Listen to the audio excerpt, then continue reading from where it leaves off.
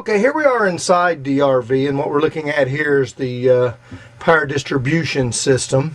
Of course, this is a Magnatech 6300, pretty common in these RVs.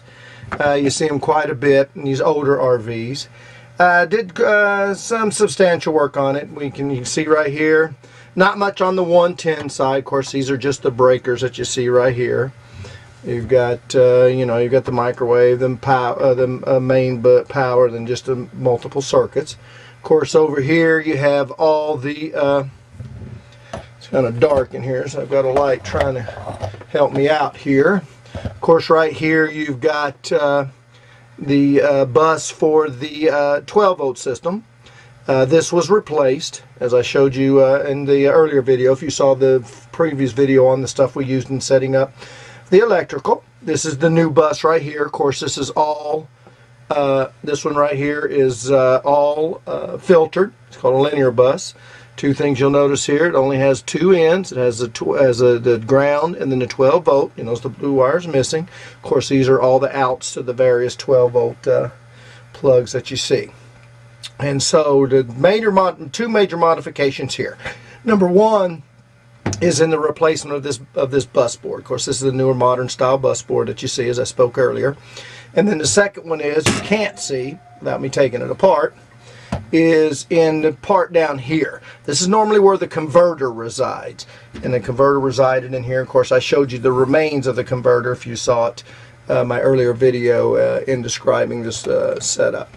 And so in here it's hollow now. In some of those videos you can find on the internet, or some instructions on the internet, about how to take a more modern converter and install it inside of here. Now, there's a couple on there good. That Best Converter has a couple from a guy that's done some PDI converters and actually figured out how to install them. In my case, I decided to install them in another place, and so we'll look at that in the next video, exactly where I placed it. So just for now, to understand, this is hollow. There's nothing in here.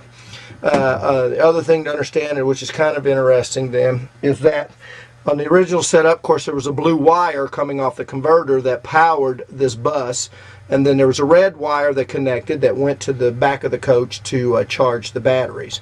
So what we have now is just a single wire here. This wire goes to the back of the coach like it always did, but I've rewired it in the back so that the converter now feeds, not only charges the batteries in the back, but it also feeds 12 volts here to power all of your 12 volt systems. So that's the main thing that we've done in here. The other thing I did, if you can see it, if I can pan around a little bit, you'll see, is right here I've built a box. On the original setup with this, there was no box. There was just the actual faceplate you saw here. There was a couple of braces down each side, and of course this is under the couch. You can't really see, but right above us here is the couch. This particular RV doesn't have a dining room in it. And so they put it under the couch, and so when the couch is down, it was hidden, but if you lift the couch up or whatever, just all these wires were just laying on the floor. There's excess wires, there's ground wires, just a large bundle of wires that was just laying on the floor, and I just didn't like it. So I fabricated a nice little containment box here. Of course, it's got screws.